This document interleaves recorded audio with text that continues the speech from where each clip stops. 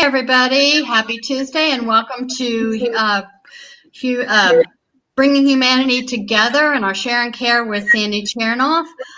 This is one of 3 open forums that we have under Bring Humanity Together umbrella, where people can discuss topics related to the workplace and humanity in the workplace in a constructive way. We want to know what the issues are that you're facing in the workplace, because our goal is to work with both employers and employees to bring humanity back to the workplace. We go live on Tuesdays, Wednesdays, and Thursdays at 3 p.m. Eastern Time, so feel free to jump on. We're also going to be live on YouTube and hopefully in the near future Facebook when they get their issues worked out. So as you're logging on, feel free to jump in and let us know where you're logging on from. We are allowed 10 people in our live chat, so feel free to jump into the live chat, even if you don't want to chat. If you just want to listen, you're more than welcome to do that. Don't be shy. You might get to the point where you really do want to add into the conversation. We'll also be following the chat on the live stream in LinkedIn and YouTube, so feel free to comment, and we will be sure and answer any questions that you might have. So today's topic is with Sandy Chernoff with Share and Care with Sandy, and I've heard that our topic today is going to be communication. So take it away, Sandy. Thank you. The truth is that without effective communication, we end up with a lot of problems in our life. And the most important communication skill is active listening.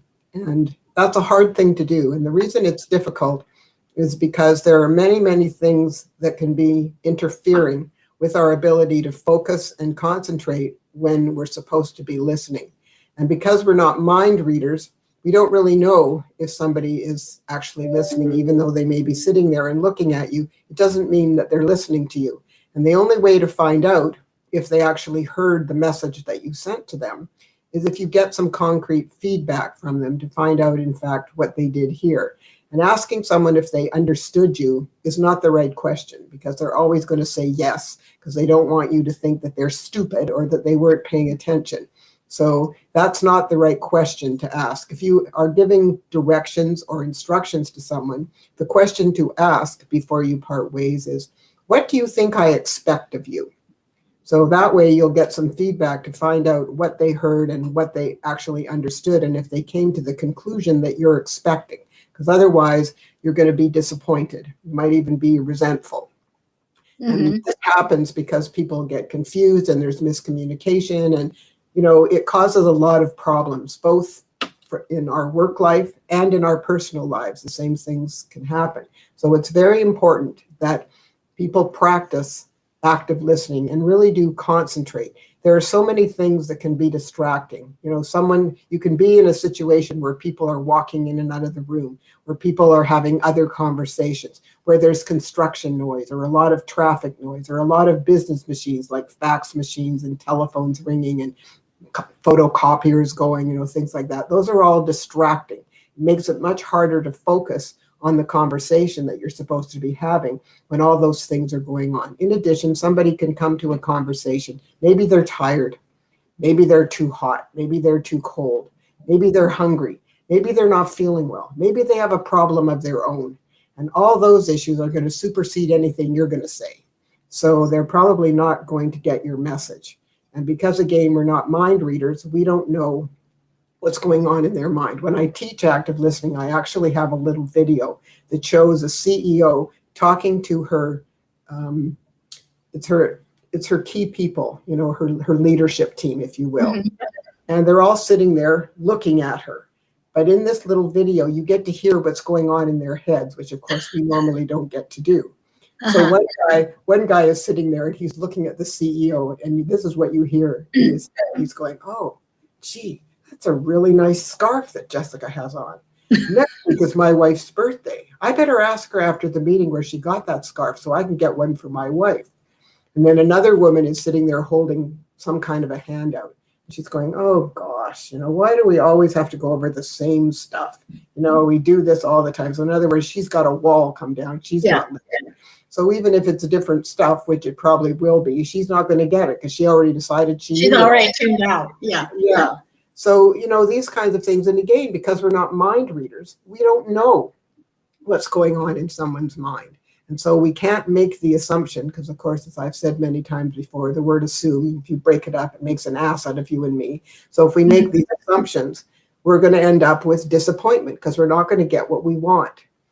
And, there are also different ways of communicating with people. And if you get to know your people, and that's how you get to know them, is by listening to them.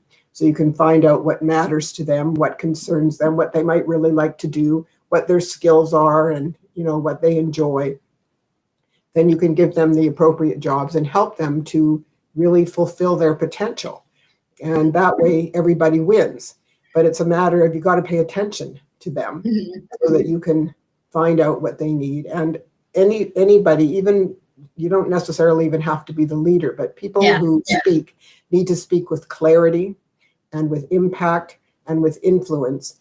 And you have to do it in a way that the people that you're speaking to can understand you and can get your message, whatever it may be. Because if not, then we're just going to end up with miscommunication and disappointment. And you have to ask the right questions to get the right answers. Because, like, for example, you're not going to say to your child, did you leave those boxes there? When what you really want to say is, you're going to pick those up, right? But you say, did you leave them there? And maybe one of them will go, no, I didn't leave them there. And then you get frustrated as a parent because that child did not leave them there. It was another child.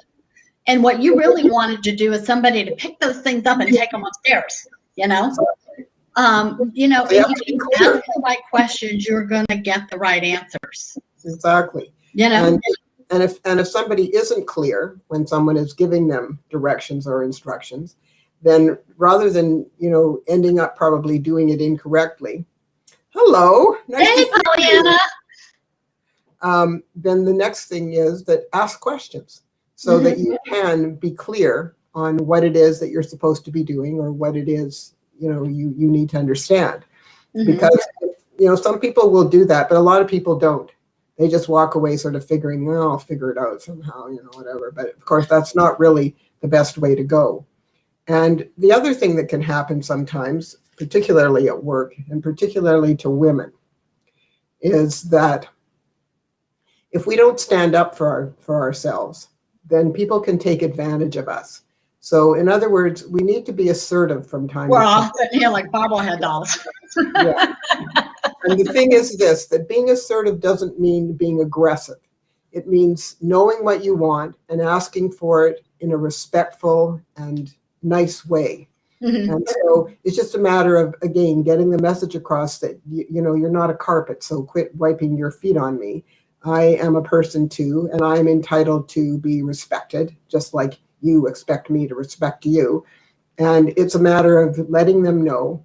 I mean, I taught this communication course to some big law firms, and most of the people that came, of course, were not lawyers. They were the staff. And so the staff would look at me and they go, well, are you giving this to the lawyers? And I'd say, of course not. And they say, well, then what good will it do? And I said, well, here's the thing. If you become more assertive and you express yourself more clearly, they're going to look at you differently. And so your relationship will change.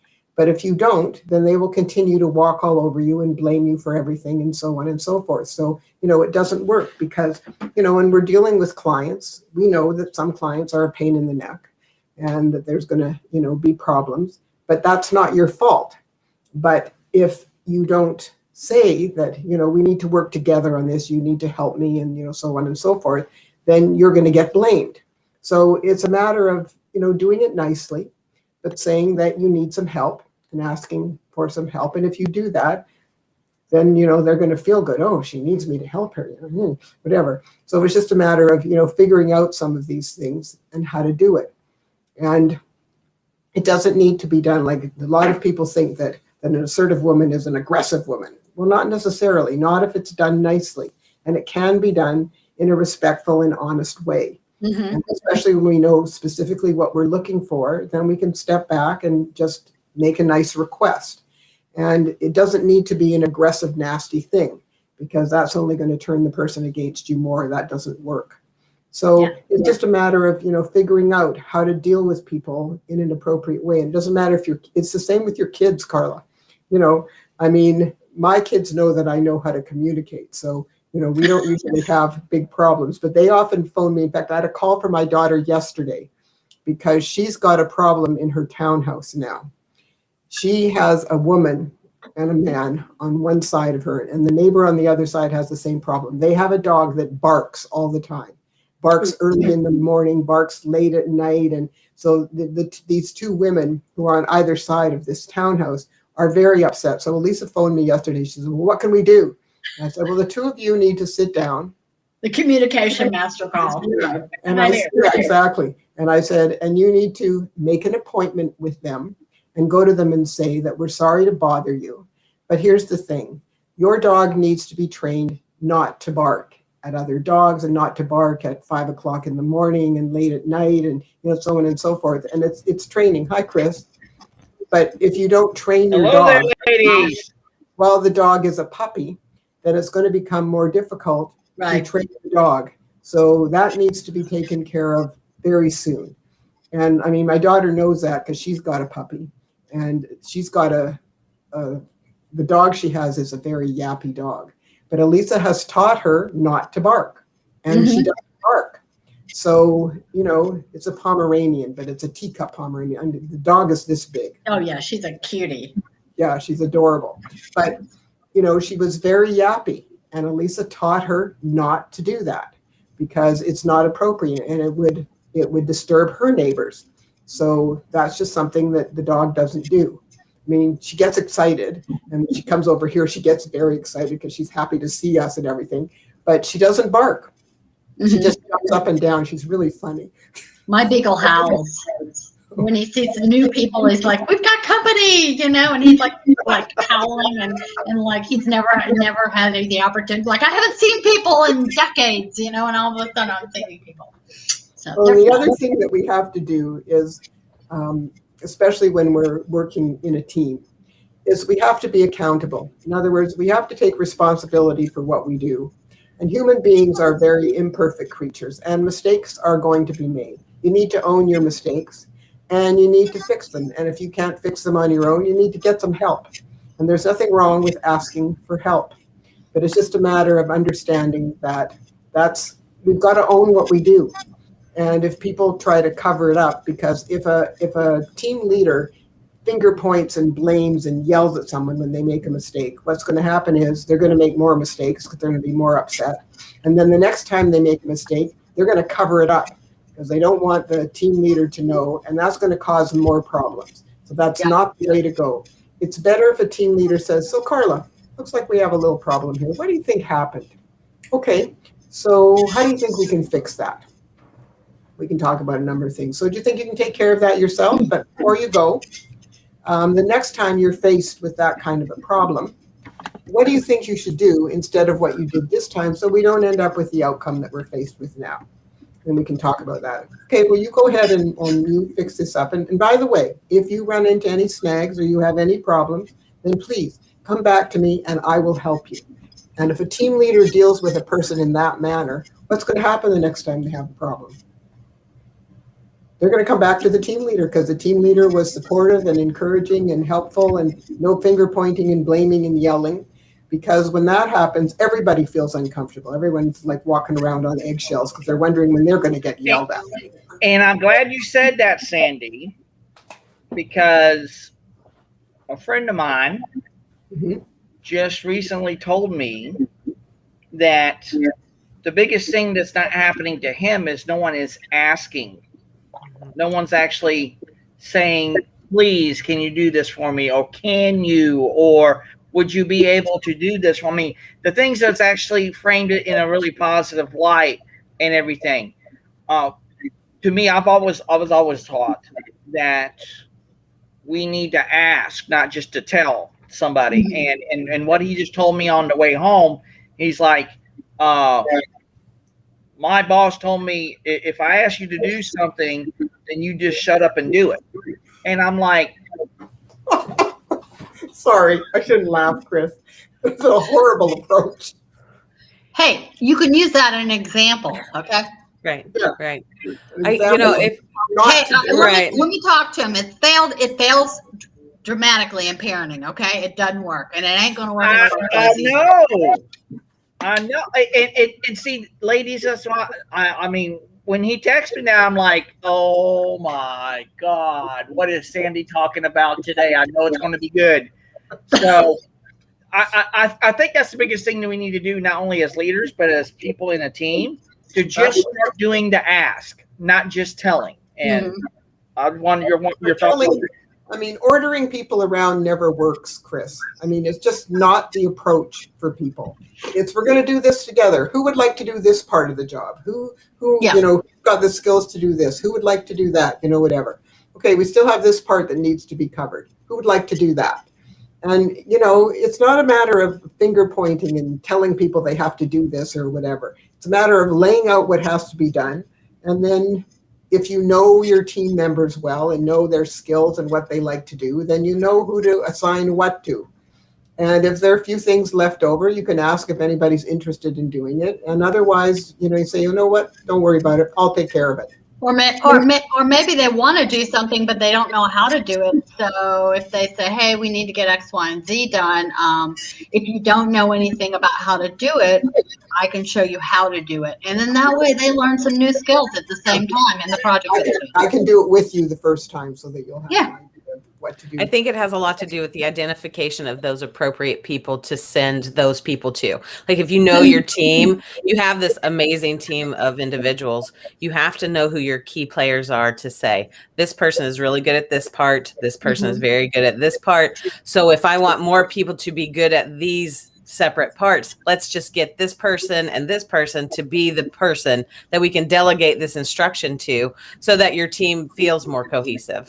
I'll agree with that. Sandy. I That, like that that. comes from knowing who your people are and actually getting to know them and not just knowing them as warm bodies that show up at 8 o'clock every morning. And the other thing that can work in a team is cross-training so that people do get to know other jobs so that if somebody isn't there or can't do it because they're tied up with something else, then we have other people who can roll up their sleeves and pitch in because they learned how to do these things. I mean, that's what we always did in the dental office. I mean, you know, we taught people how to scrub the instruments and how to divide them up and, you know, what to do with them and who to phone for different supplies. And, you know, I mean, if I had a cancellation, I would go into the front office and, you know, do you need charts pulled or filed, or do you need patients called to remind them of their appointments, or, you know, ask what needed to be done, or to see if somebody needed an extra hand, if somebody need x-rays developed, or, you know, an extra hand for charting or whatever. It doesn't matter. But if you're a team, you help. I mean, that's what teamwork is. We help each other. We do things, and you look around to see what needs to be done if you have time to do something else because you're not busy right this minute, and see if somebody needs a hand or if something needs doing. And whether you're the team leader or not, it doesn't matter. You can still sweep the floor. Yeah. Well, I want to bring this into the conversation, ladies. I want to get your thoughts on it. And I've been thinking about this really hard over the past few weeks. Can we, as leaders and as people, as team players or associates or whatever you want to call them, can we just literally just start setting the example that what we do is not about us, it's about everyone else around us, and start saying, hey, it's not about me, it's about Pollyanna, it's about Carla, it's about Sandy.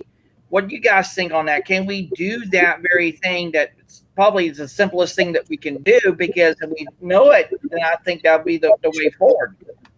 Well, if we're a team, that's what we should be doing, Chris. We should be working together towards whatever it is we're trying to accomplish. And if somebody needs a hand, then let's lend them a hand. I mean, how hard is this? Again, it's a matter of looking around and seeing what needs doing. And if people are paying attention to that, then they are a good part of a team because we're doing things collaboratively. The example needs to be the team leader. And if the team leader, you know, like I said, picks up a broom and sweeps the floor and goes, whoa, that's the team leader doing that? You know, how come they're doing? Well, nobody else was doing it and it needed to be done. So the team leader picked up the broom and swept the floor. it's a wonderful example of showing that you look around and you see what needs to be done. And if something needs to be done and there doesn't seem to be anybody available to do it, then you take care of it. And one of the other things we used to do is we used to talk about medical emergencies that could happen in the dental office. And we would talk about what had to be done if this sort of thing occurred and who would be responsible for what, who would phone 911, who would get the oxygen, who would, whatever. Mm-hmm. But we also had the contingency plan that if somebody who normally would do X, Y, or Z wasn't there, and someone else could do it. And so we made sure that they knew what to do in case the person who normally would do it wasn't there. So again, this is part of cross training. It's part of helping your team to be effective and collaborative and work together. And like Chris said, there's no reason why we can't ask questions or keep an eye on things. And as the team leader, the better you know your team and know who can do what and so on, the better it is. However, there's nothing wrong with teaching people some new things. And I think that most people are keen to learn new things. Like it's not a big deal. And then they know that down the road, they got something else they can do. It's not so boring to always do the same things over and over and over again. We got something new we can do. Oh, cool. New. Right. Comfort leads to complacency, which then causes issues, right? Because then you have those emergent issues and nobody's really thought about it. And then you're like, oh, I'm stuck. What do I do? So yes. I like that, Carla. That makes total sense. That in a role as a charge nurse, let's say, of a busy emergency room, which I was for several years, you have to find those people and also foster the ones who can't find you, if that makes sense. So those people who don't reach out and say, I don't know if I can handle this. You're just watching them kind of falter and flail, but trying to still not micromanage, letting them figure it out. Again, it's that whole team effort of getting those stronger players to help the ones who are having a little bit of trouble, but also not taking away their autonomy while doing that. I think that's a huge part. That's what, when people would come to me with complaints or, problems during that work shift, it's more of a, well, okay, so I recognize that you're finding this as an issue. So now how can you and I work this out? How can you help me to make this situation better for everyone that's involved? And I think that's very important. It's very important. But what that boils down to is effective communication. Correct. You've got to be communicating with your people, and it's got to be clear, and it's got to be honest. And, if we can do that, have this clear, honest communication between everybody, then we're going to have more collaboration. We're going to be helping each other more. But you have to pay attention and you have to ask the right questions sometimes. And it's a matter of knowing how to do that so that people do get along better and do understand each other and so on and so forth. And, again, the example has to come from the team leader, but the people on the team need to be able to talk to each other too, because sometimes we got to work with one of our colleagues to do something. And if we can't communicate with them, it's not going to work out very well. And you can't assume, things, because we're not mind readers. Right. And we don't know what the person's thinking or how much they actually know. So we need to ask some questions. Have you done this before? Okay. Well, I have. Should we do it together and I'll help you? Mm-hmm. What's wrong with that? It's just a matter of working with people. And in our jobs, we have to work with people. But guess what? In our lives in general, we got to work with people. I mean, if you can't communicate with your kids or your spouse or your family members, for that matter, it's going to cause all kinds of problems. And there's just no point in that. I mean, I used to say to my kids, if they would ask my opinion, would you tell me what you think about this? And I would look at them and I go, you want me to really tell you what I think? Is that right? You want to know what I think about this? Yeah. They go, yeah. I said, okay, if you're sure that's what you really want. Because one of the things I was told when my son got married is, you're the mother-in-law. So, sort of wear gray and shut up. It's just a matter of, and I get along very well with my daughter-in-law. I don't offer opinions unless I'm asked. Even if I see them doing things that I don't necessarily approve of, I figure it's their life, it's their kids, it's got nothing to do with me. If they want to ask me something, okay, then I will offer an opinion. But otherwise, I just put a zipper on it and I shut up. Yeah. I don't. That's a tough one too, though. That is totally tough. But I don't want to spoil the relationship I have with my daughter-in-law, and we have a very nice relationship. There's a lot of things that we do that are similar, like we both blog, and we both. I've written a book, and she's written a book, and she does a lot of presentations, and so we've done a lot of things that are in common. And so we have a lot of things that we have shared, and we talk about that kind of stuff. But, she's raising her 2 little boys, and it's got nothing much to do with me, and I'm there. If I'm with them, I'll spoil them. They're my grandsons. I'm allowed to do that. But, if there's something that they definitely want me to do with one of the boys, then, that's fine. I'll do it. It's not a problem. But I don't tell them what to do, and again, unless I'm asked my opinion on something, because all that I'm going to do is make them upset with me. So it's not my place to do that. It's their family and their kids. I raised mine. You've had your turn. Yeah, I had my turn. It is a really hard sell, though, right? It's I think it comes with age, because my son is 25. I'm currently in that first, little degree of that. And it's definitely something that I've noticed that I am stepping back and just allowing it to happen.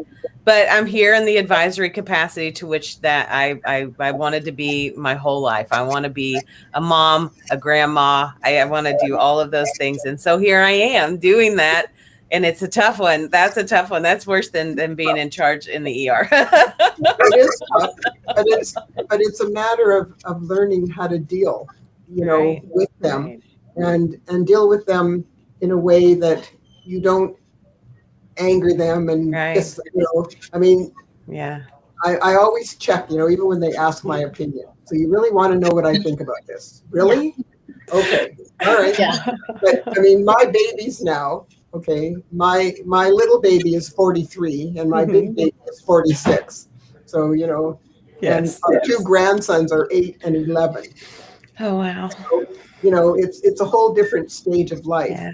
And Yeah. I have a lot of fun with the boys. I mean, I'll do anything that they want to do. I play mini golf with them. I play baseball with them. I play soccer with them. I play basketball with them. That's I take awesome. them out for lunch. I take them to a movie.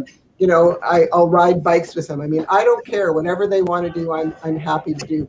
And the older one says to me every time I come, he looks at me and he goes, "Are you still working out every day?" And I go, "Yeah." He says, "Oh, good for you. You're going to live till you're 100. It's really funny.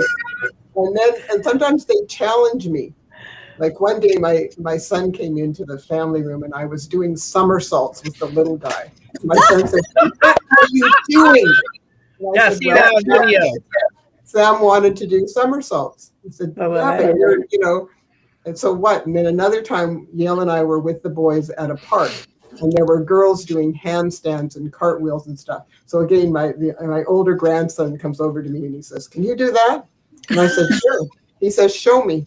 So I did a cartwheel, and then I did a handstand and walked on my hands. And my husband comes over to me and says, "What the hell are you doing?" I can still do it, so I'm doing it. So The boys were really impressed. Wow, Sandy, that's awesome. I love it. Yeah. But again, how are you communicating? And it's a matter of relating to the kids and doing the things that they want. I want to have a nice relationship with the boys. And, they live in Toronto, which is a 5-hour plane ride away from me. Right. And right now we haven't Wow. seen it. It's coming That's up. like going from Atlanta to LA. Yeah. Oh, it's like going from Seattle to Columbus. Yes. Yeah. Mhm. Yeah, I know. So, It's awesome. it's really hard that we haven't been able to see them. And we do Skype with them pretty much every Sunday.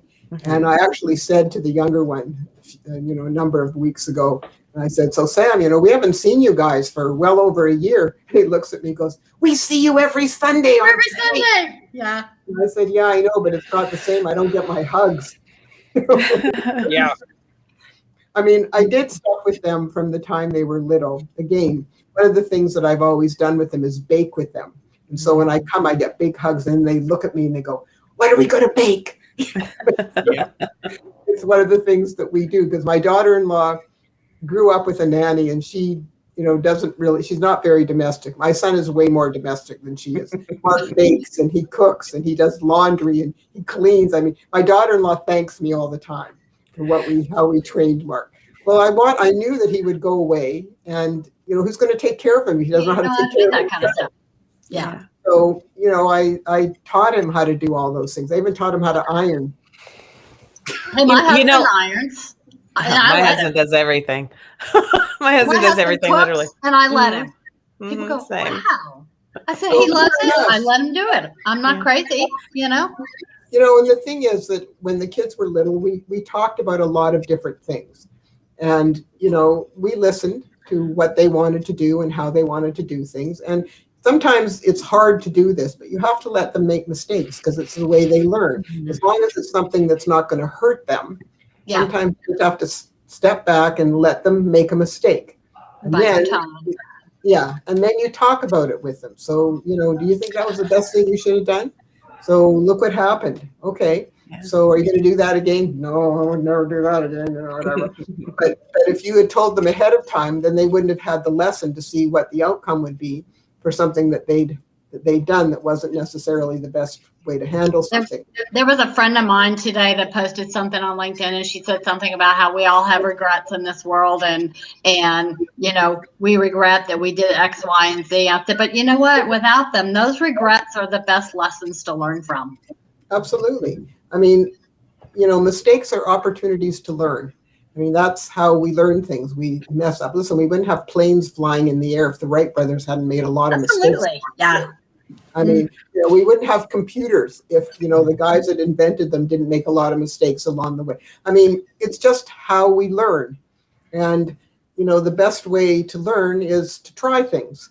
And getting along with people and communicating with them clearly is really important, because especially if you're learning how to do something, we have to be able to communicate with clarity, with impact, with influence, and we have to be honest. And, the team leader is going to make mistakes too. They got to own their mistakes and say, you know what, that was my fault, guys. I'll take care of it. Sorry about that. And if they do that, then people on the team will be more likely to admit their mistakes and take responsibility for it too, because it just shows that, even though they may be the team leader, they're not perfect. None of us are. It's just the way life is, and you got to own those things. And that's why, for some women, we've got to be assertive. We got to stand up for ourselves and take care of ourselves, but we got to do it in an honest and respectful way. We have to listen very well so that we can understand the people that we're dealing with, what matters to them, what they like to do, and so that we can assign them the things that they like to do and help them to do them better, give them opportunities for training so that they can enhance the skills they have and learn new ones so that they can grow their responsibilities and not be bored, keep them engaged. And also, when you make an investment in your people by offering them training like that, then they feel valued. They feel that you care about them and that you want them to do well. And that's the reason why you're investing in them in this way. I think it's a very important thing to do in an organization. And that's another way of communicating with people. You're showing them that you care about them because you are making an investment in them to help them learn more things. And maybe down the road, they'll get a promotion because of that. I mean, it's just a matter of how are we dealing with our people? And if we can't communicate with them and show them that we care and support them and help them to fulfill their potential by guiding them and supporting them in different ways. And a lot of that has to do with how we communicate with them. And if we're not good at communicating with our people, we're going to struggle. And, you'll lose people. And turnover is very expensive because you've got to get a recruiter to help you find, or you've got to, interview people. It takes time, and then you've got to retrain them so that they know how we do things, whatever. It's just way better to keep the people that you have and help them to be the best they can be and support them. And a lot of that has to do with communicating effectively, with clarity, with honesty. And if we can do that, we can keep people for a long time. I mean, when my dad was running the dental practice, we had people there, 25, 30 years. I mean, they stayed because they were well treated and they liked their job and it was a well-run practice. I told you down the road, and after my father died and Oh, yeah. his partner sold the practice to these two idiots, it was horrible. I mean, it really was. It was absolutely terrible. And most of us that had been there a really long time, we all left. We all left. And the patients were very upset because they were used to having the people that they were used to having. Now they didn't have them. And it was most disturbing to the patients. I was getting phone calls at home. What's going on? I went to get my teeth cleaned and you weren't there. You weren't there. Yeah. So, it's just a matter, again, what kind of communication messages are you sending out? And these guys were not sending out good communication messages. And they didn't want to listen and they didn't want to change. So it just got uglier and uglier is what happened. And it really had to do with how they communicated. And the one who had the anger management problem yelled at everybody. And I think I told you that after I left, his partner, who was an ostrich, he just would stick his head in the sand, hated any kind of confrontation. He actually hired a security guard because this guy got so bad, he started to shake the girls. Mm. Yeah. Mm-mm. So they had to get a security guard to protect the staff. Unacceptable. Really totally Unacceptable. unacceptable. Yeah. Yeah. Oh my goodness. Me, I would have punched him. But, Yeah. I would have been out of there. Yeah. I mean, For there's sure. no way that I could stay with that. I actually went to a labor lawyer and I was telling him about my story and he listened and then he leaned across and he patted me on the hand and he said, "You got to leave. Do it tomorrow." Yeah. Yeah. Yeah. I mean, again, and a lot of that had to do with how he wasn't communicating properly with the staff. And so he was turning everybody off. And it was also upsetting all the patients because the way my dad had run his practice, all of us had fun. We enjoyed each other. We were relaxed. I mean, how many dental offices do you go into when everybody's having a good time, and it's a fun place to be. But that's the way our office was until these guys came in. And also because so many people are nervous when they're in the dental office. Their view is you go to the dentist, they hurt us and we pay. So this was just, a whole different way of dealing with people. And that isn't how they viewed it. And there are a lot of people that are afraid of injections, as you guys know, being nurses. So what my dad used to do, instead of injecting those patients, he used hypnosis. And that's how he would treat them. He would treat them by using hypnosis. So they didn't need to have a needle. And so, there were just many things that were done that made people much more comfortable. And part of it was the way things were communicated and how things were handled. And all of us worked together very well. In fact, when we had our staff meetings, we always had difficult patients. So we would always share information on how we dealt with that person so that the next time somebody had to deal with this person, they would have some insight on what might work. So, again, and how do you communicate? How do you deal with these people? Well, it's a matter, again, of listening very carefully and paying attention to what matters to them, and letting them know that you care about them and what we're trying to do is going to be beneficial to them. Because like Chris said, it's not about me, it's about you. So let's find a way to make it more about you so that you're comfortable and you feel respected and you feel like we're here to help you and take care of you so that you can move forward. Because I've worked with a lot of dental offices and I can tell you that there are literally hundreds of thousands of dollars of dental work sitting in patients' charts that never gets done. And the reason it doesn't get done is because the dentist hasn't done a good job selling a treatment plan. In other words, they haven't explained things well enough so that the patient can make an informed decision. And it's just a matter of if you don't do that, then they're not going to move forward with anything. So again, how are you communicating things? And especially with patients, you have to be very careful of the language you use, because in medicine and dentistry and engineering and architecture and law, we all have our own language. And if we're in that field, we understand the language. But if we're not, using those terms doesn't mean anything to the regular patients. And so, explaining things in dentalese or medicalese or legalese or whatever is not helpful to the patient. You've got to use lay terms, or in some cases, particularly when you're talking about different restorative options, show them pictures. Show them this is what your tooth looks like now. If we do this kind of crown, it will, so on and so forth. Because using just a verbal explanation, they can't picture this in their mind because they don't know what the heck you're talking about. But if you show them what it would look like, then they have a better chance of deciding what they might like to do.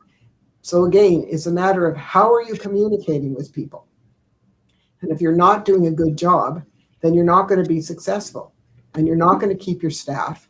And, it's not good. Effective communication is key in every aspect of our lives, to getting along with people, to being successful, to getting what you want. I mean, all those things really hinge on effective communication. And the problem is, and here's the really sad problem, soft skills, particularly communication and stress management, you know this too, Carla, they're not taught. I mean, they're not part of any of the programs. Mm-hmm. And so, I think I told you, I phoned the UBC Dental School and spoke to the woman who was in charge of the curriculum. And I said, how would you like me to come and teach your dental students a course on effective communication? And here's what she said to me: they don't have time for that. So I bit my tongue, because what I wanted to say is, are you kidding me? They don't have time to learn how to talk to their patients and their staff. Are you nuts? But I didn't say that. I just said, okay. And I hung up the phone. I've taught a lot of communication courses and stress management, Carla, at the dental conventions. And I get huge turnouts, huge, because the dental hygiene programs do teach those things, but the dental programs do not. And the dentists, some of them are good, and there are some people that are just good at this naturally, but a lot of them aren't. And so they're not very effective with their patients, and the patients would rather speak to the female staff members than they would to the male dentist. Well, physicians are the same way, I heard someone refer a patient to another specialist going, he's really good at what he does, but he has a bad bedside manner. And I was like, that would not make me want to go to him, Exactly. But how is that ever okay? I cannot believe that I just heard those words coming out of your mouth. How is that ever okay? How are we allowing that to ever happen, ever? It's okay that they're really difficult to get along with. You'll just have to live with it. It's just, I don't know. I would never say that to anybody, Let them figure it out for themselves, right, Carla? Yeah. A lot of them, even the really, really top-notch specialists don't communicate it well to the patients.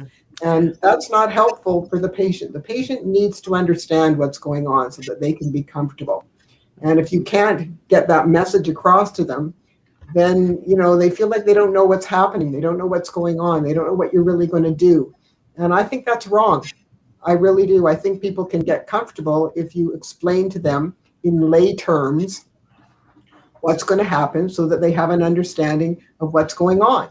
And then they can relax. But if you can't get it across, and again, it just speaks to communication skills. What are you doing?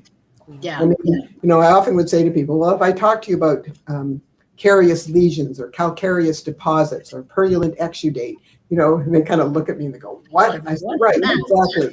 What is all that stuff? But I said, if I show you an x-ray of your tooth and I show you a dark spot on your tooth and I say, see that? That's decay. Well, then they know what that is. Right. Or if I put a mouth mirror in and give them a hand mirror and I see all that tartar on the inside of your teeth, well, that's because you're not brushing very well. So let me show you how to brush better, and then I'll take that stuff off for you. It's just a matter of what are you telling them? And the purulent exudate, if they've got an infection, in around the roots of their teeth or underneath their gum, and you press on the gum, first of all, it's going to be sore. And secondly, that pus is going to come out. Well, so just talk to them about pus. They know what pus is. Yeah. So it's just a matter of talking to people in ways that they understand. And then they're going to be much more likely to do what you're telling them to do because they see what the problem is and they understand what you're talking about. Because otherwise it just goes, over their head, and they just, because I think I told you I sat in on a treatment plan presentation by a dentist, and he's a good dentist. He's a smart guy. And she left the room, and I said to him, she's not going to go forward with anything. He goes, what are you talking about? I said, well, she's going to go home, and her husband's going to say, what did the dentist say to you? And she's going to say, I have no idea. Yeah. Mm-hmm. I said to him directly, I said, don't you have pictures of that stuff? He said, of course I do. Well, why didn't you show? Well, I explained it all to her. I said, yeah, you explained it verbally. She can't picture it from a verbal explanation. Right.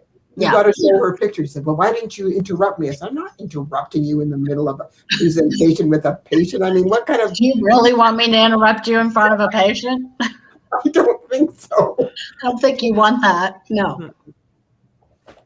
But I said, in future, show them pictures. We've got computers. We've got actual crowns in the office that we can show them. I mean, that's like going to a plastic surgeon and have a plastic surgeon say, hey, I'm going to take that big cancer off your nose and I'm going to do three different surgeries and we'll set you up for Tuesday and never show you any before or afters of anybody's that he's ever done.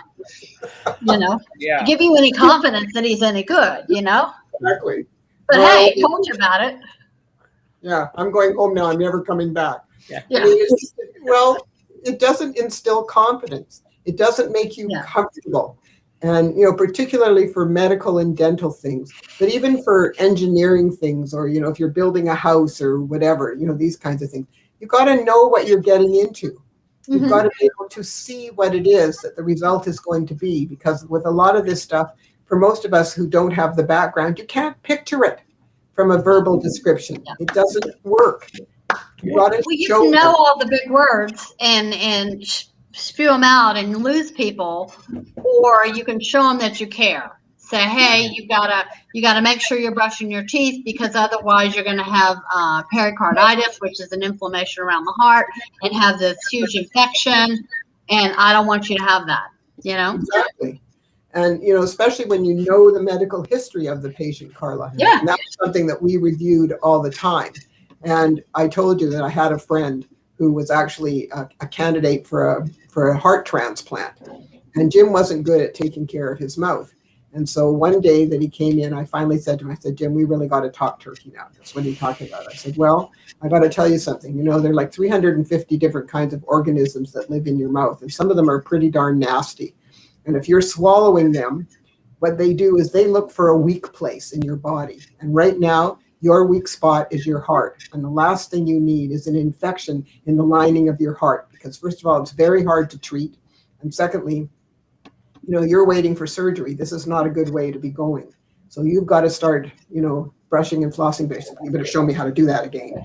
So, so I showed him, and then I had him show me back and whatever. And then because he was a friend, and because we saw them as a couple, about 3 or 4 days later, I get a phone call from his wife, and she says to me, what on earth did you say to Jim? He's been brushing and flossing like a fiend. I said, Twice a day. That.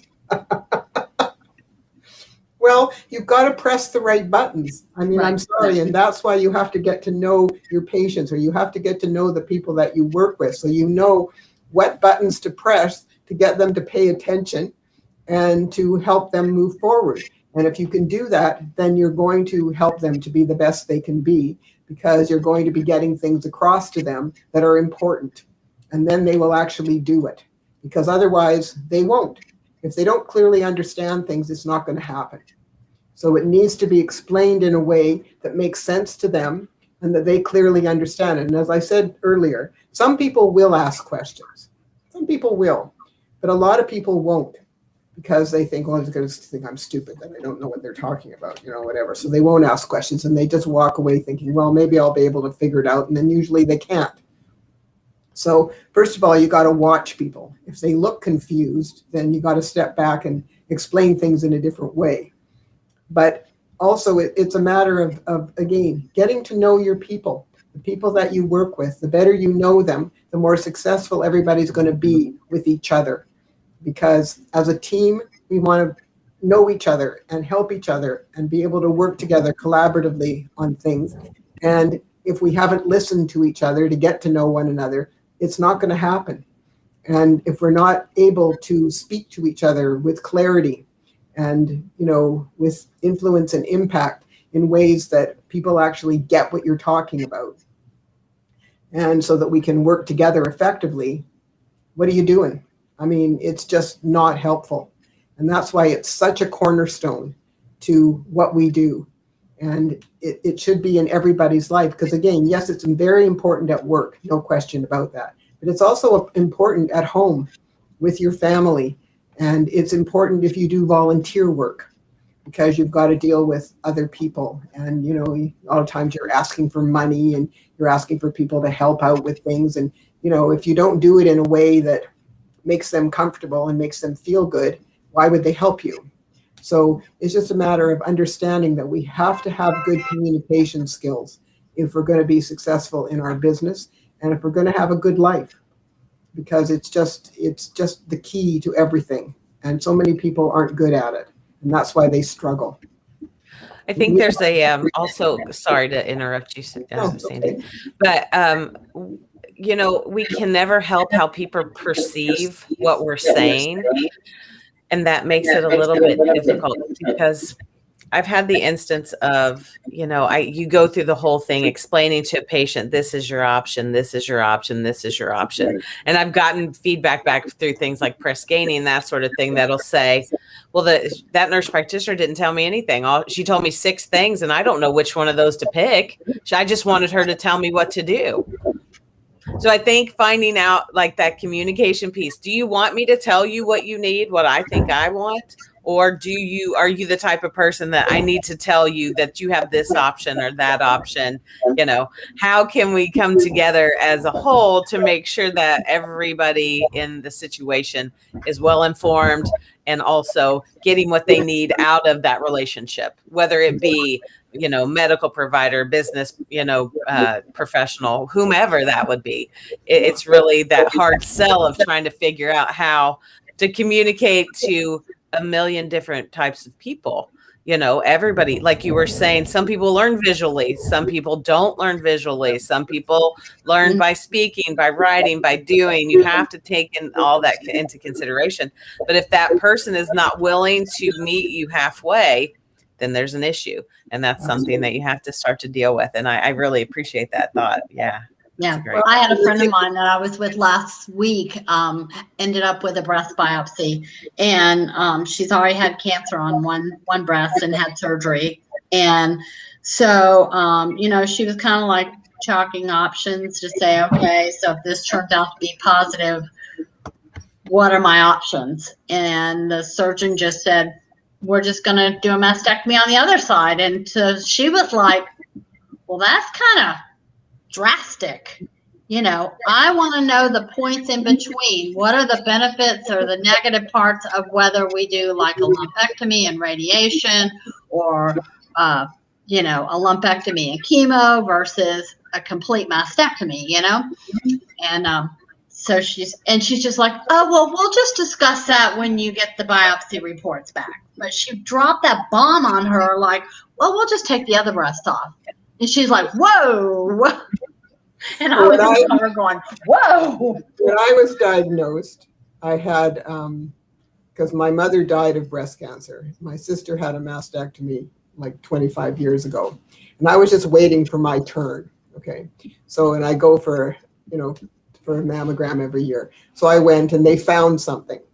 So the gal that did it is somebody that I know very well. And she said that by the time she finished taking out enough samples to send off, there was very little of the tumor left.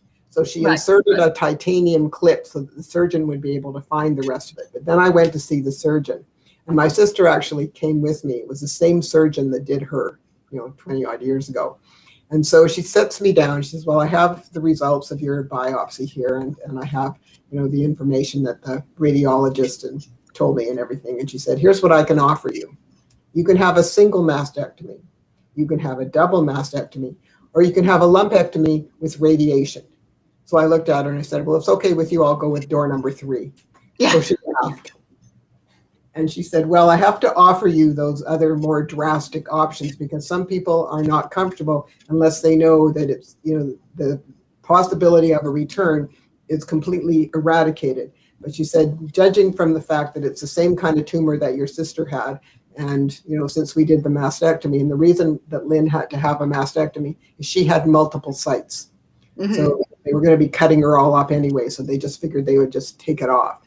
And she had the, you know, they rebuilt her breast at the same time.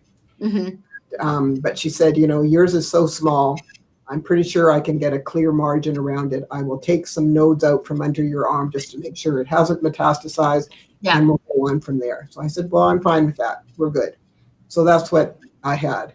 And she did get a clear margin. She took nodes out from under my arm, and there was no spread. And, you know, that was like 4 or 5 years ago. I go every year for a diagnostic mammogram, and they haven't found anything. And to be quite honest with you, I don't think they will. And my sister's been clear. It never went to her other breast, even though she had multiple sites and so on.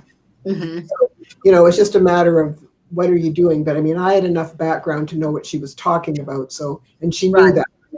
And so, you know, we had this very funny conversation.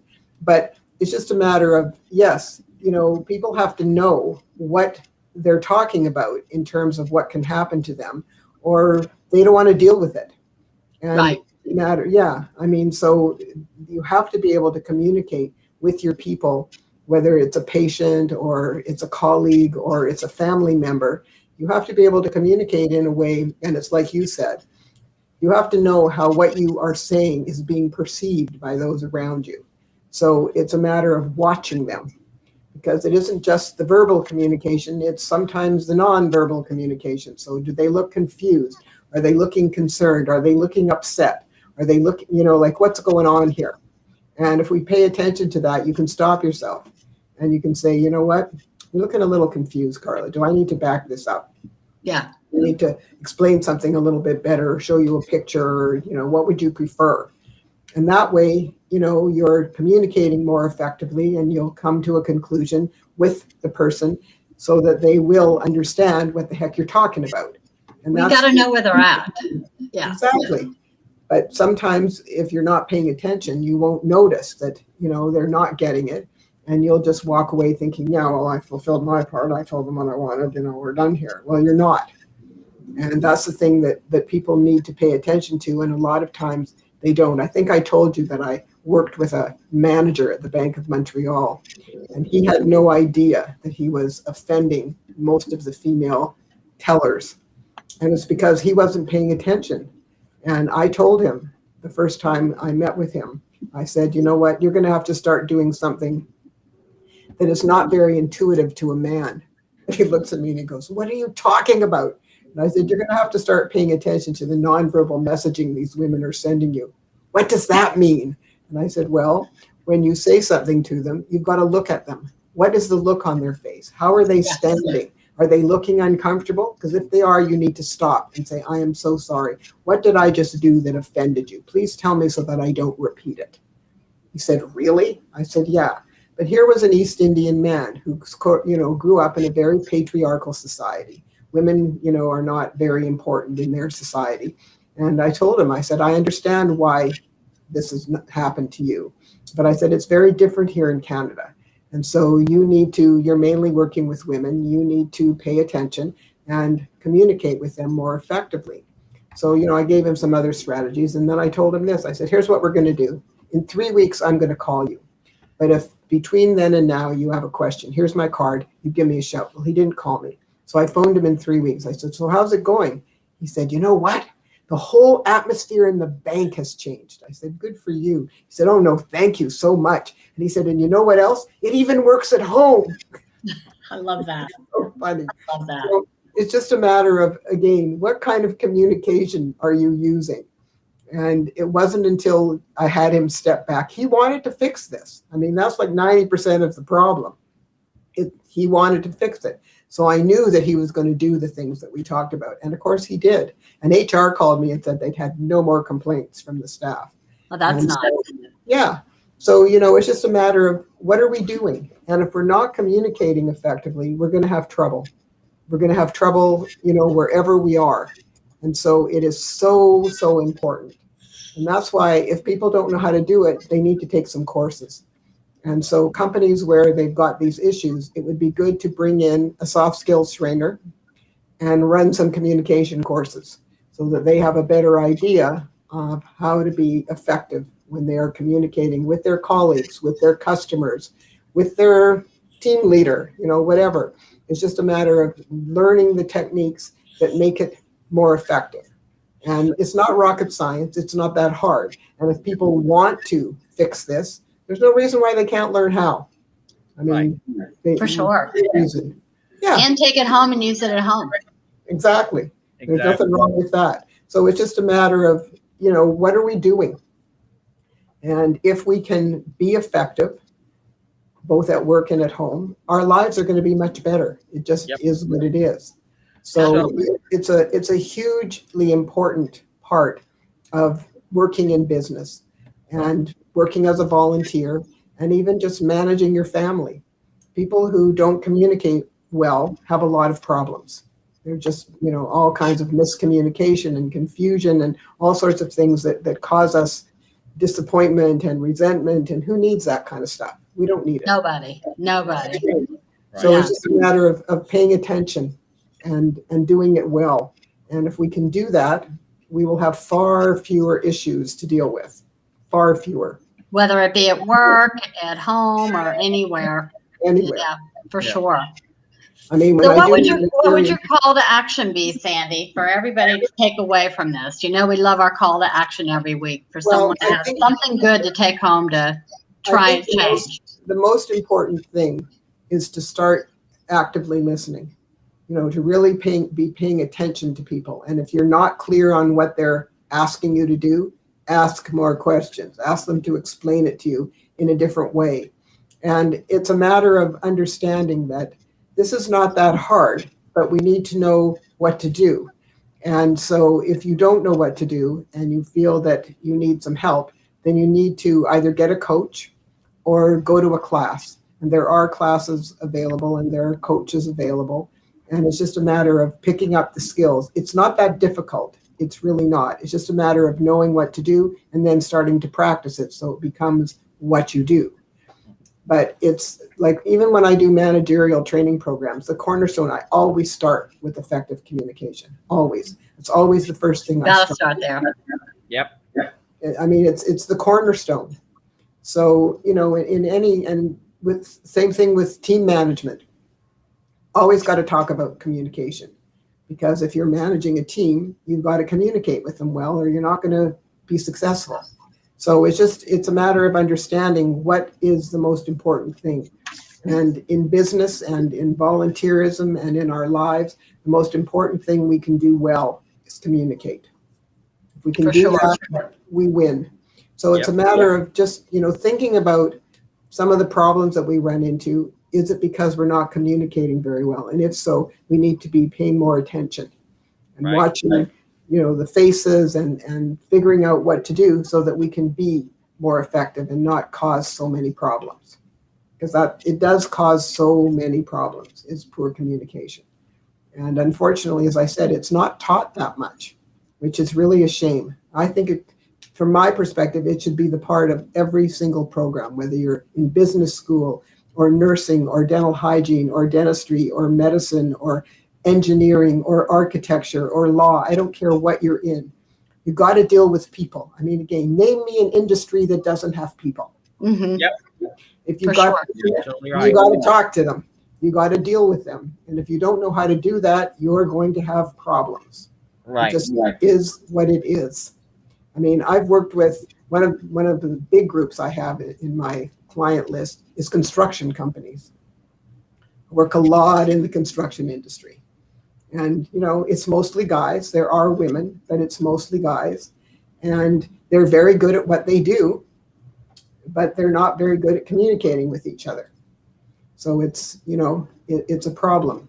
But it's just, if they're interested in fixing it, then we can help them fix it. It's not that hard.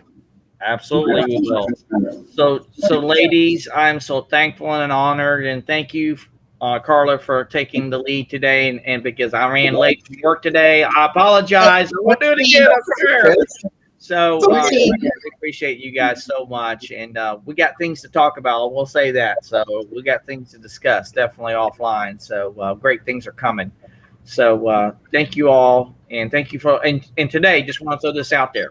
Today is May the 4th, which is May the 4th be with you. And I put that in the chat today so people will see it, because I'm a big Star Wars fan, so it's there. So I put that out there. So ladies, we'll see you tomorrow for Conversations for Humanity. And thank Chris, you. I won't be able to stay. I won't be able to stay tomorrow because I have a medical appointment at 1:15 downtown. So I'll come on for a little while, but I've got I've got to leave. And I'm also doing a webinar tomorrow morning at 8:30. I got a busy day tomorrow. Good for you. Yeah. All right. Good to see all of you. All righty.